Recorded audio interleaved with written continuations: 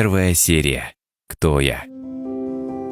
Была осень, а Васхонаке, как обычно, вернулся домой в пьяном и неподобающем виде. Дома снова начались ссоры. В этот день Малика хотела поздравить свою подругу с днем рождения. Она тихо зашла в комнату своей мамы, чтобы попросить у нее немножко денег на подарок. «Мама!» – тихим голосом сказала Малика.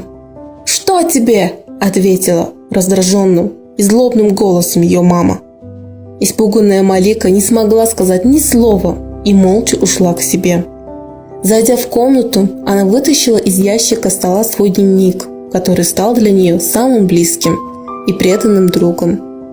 В последнее время она могла только с ним делиться своими переживаниями и самым сокровенным, что ее беспокоило.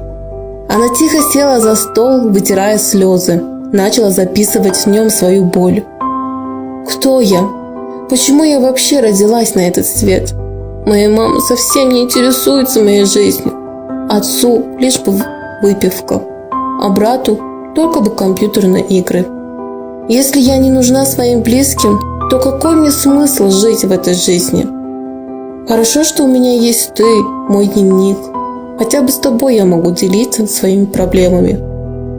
«Ты тоже молчишь?» «Конечно, что бы ты мог еще сказать?» В тот день Малика уснула со слезами на глазах, прижав свой дневник к груди.